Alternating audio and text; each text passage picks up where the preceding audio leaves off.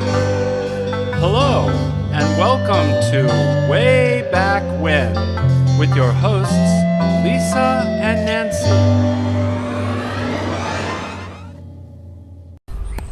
Hey everyone, this is Lisa and Nancy with Big Blend Radio, and we're standing outside a jail because that's maybe where we belong. I don't know, but we are at the Tulare-County-Museum of Farm Labor and Agriculture, and Amy King is with us, taking us on a tour of the museum, which is like its own village. Really, this is big, Amy. Yeah, we're so glad to have you here today. Our original building was built in 1948, and we have several galleries in there with just different displays on Tulare County history, from Sequoia Field to the Visalia Electric Railroad, Native American baskets.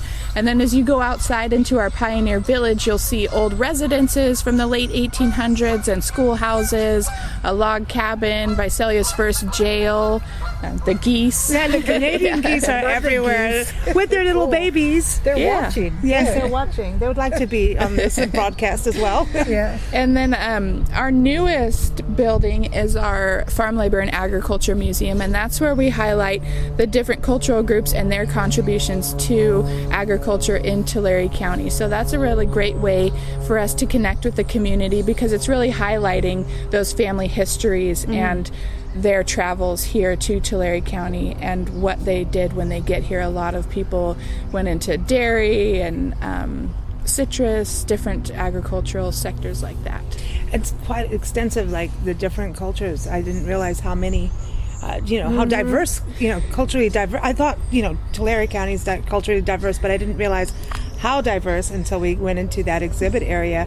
And I think that's great, because you think about, those families are still here. Yeah, and that's the great thing too, is that a lot of people are surprised to find how diverse this area is, and I find myself learning new things each time we do an exhibit, which is really great. But it's just another way for people to connect with the museum if they go in there and they see, I'm Armenian, and look at there were a bunch of people here that did certain things with farming. So it's been really great, and we really enjoy those exhibits. Something too, I think, wouldn't you say, Nancy, going to a museum like this before you start exploring almost? Oh, I think if you come here first and then go explore the town, you see a real sense of progress and where people came from and who's still here, kind of thing, And go around the farms now, which is, farming is different. Now they're using artificial intelligence, it's way and different. So to see the the historic farm implements and old tractors, and seeing what is some things have stayed.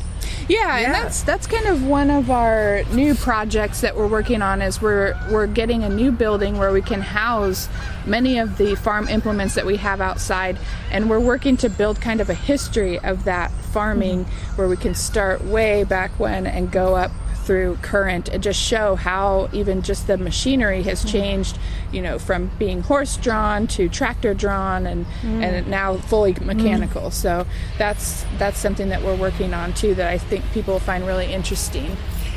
You also mentioned you had a program where school students can help restore some of the implements that you have here. Exactly, yeah. They're part of that project. We're working with the local high schools and even some of the community colleges, where their ag classes are working on researching the items and then restoring them for us. And so those are going to be part of our new building with that whole timeline of agriculture history. That's unique. I know. It's cool to get the kids involved. I think when they're getting their hands dirty and they kind of, like you were saying, taking ownership of that, they learn more. Yeah, it's definitely a hands-on project, and they get to then have something that they've worked on in a museum, and I think that's really cool. Neat for kids these days to have. One of the things I think kids are going to dig is, like, there's schoolhouses here too, so they can see how schools have changed. Yeah, they like one-room schoolhouse is not happening. No. Not during COVID, right? Yeah. And they do. They like to go in and sit at the desks, and they're much smaller than they are now. And like you said, they had, sometimes they had 8 different grade levels in one schoolroom, and then they would add another room so that they could have 4. But gosh, I mean, imagine being a teacher and trying to teach several grade levels. That all might at be one time. Wow. Yeah. Yeah. The one thing too, the caboose, that's really neat because Tulare's got a lot of rail history. I mean, that's kind of crucial if you're going to be an agricultural, hub for America, which you are, to have a railroad that's going to transport everything.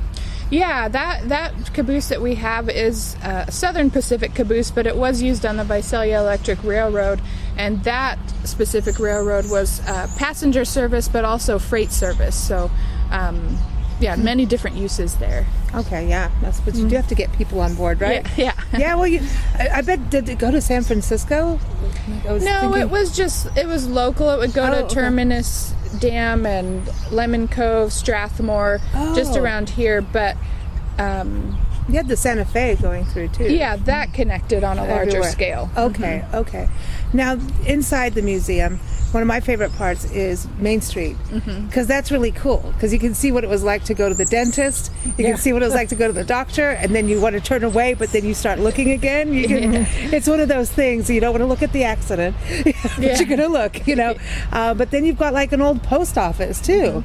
Yeah, I think that's really neat for kids to see too, as you can be in that exhibit and you can really be experiencing what it would be like to kind of shop around in a general store or see a doctor's or dentist office and how different that is from today, and then in the post office there.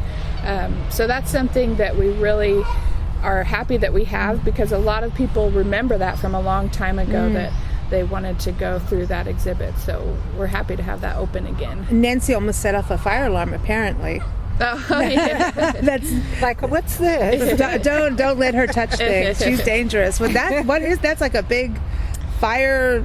Was that used by the town? What is that? Yeah, that was when people would call in with emergencies or fires, the different lights would light up so they would know where to go to send help, so they could dispatch people throughout. Cool. They know exactly where the fire is. That's cool. Yeah. It's changed a little bit now. Yeah. And just thinking about how it all changes. You also have the exhibit where you can see what it was like to be a dressed up as a woman back then, and the fashion is smaller really clothes. Smaller feet. I know smaller. what happened. I'm like, no way. That's all those vitamins. No, they can take that. I'm glad we're not done. There's no way my feet are going to go in there. Those shoes are like for mice. They're tiny. Do the kids get excited when they see things like that? And they do, and that's something that we have a scavenger hunt that a lot of the teachers use when they come here with the kids, and so they compare, how do those shoes look different from your shoes? A lot of them have buttons, can you imagine doing 20 buttons up your shoe, or and with a corset on. Corset.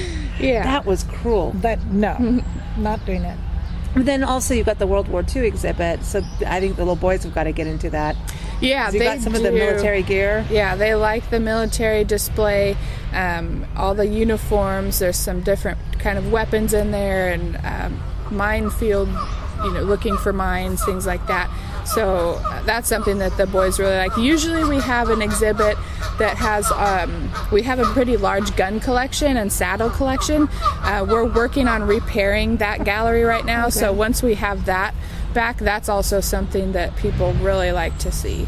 Cool, very cool. And the Native American room to me is really, that's extensive. That's a big collection. We have one of the largest collections in the state of California, and we're so fortunate to have that. They're really great. And it's part of the curriculum for our local students, and so that's a big part that drives the school tours that we get here. Oh, awesome. So it's very cool to be by the jail. Yes. And with all turn the around, geese. there's the jail master. Someone's going to pinch my butt. I know. So the geese are like, they want to be part of this. Well, thank you so much for having us here. We're going to go explore some more. And what's the website for everyone to come out? It's just Tulare-County-Museum.org. The museum is free. If you come on a Friday, Saturday, or Sunday, they do charge at the front gates of Mooney Grove Park. Okay. And that is $6 per vehicle. But the museum is always free. We're open right now Thursday, Friday, and Saturday from 10 to 4. Hopefully when things kind of clear up, we'll be able to be back to 5 days a week. So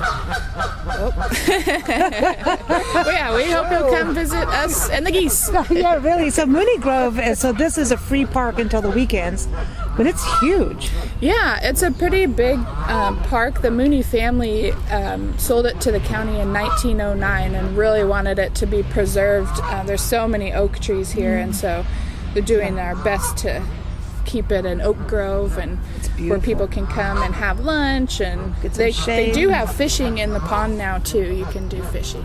And they have geese. Yeah. Thank you so much, Amy. Sure, thank you.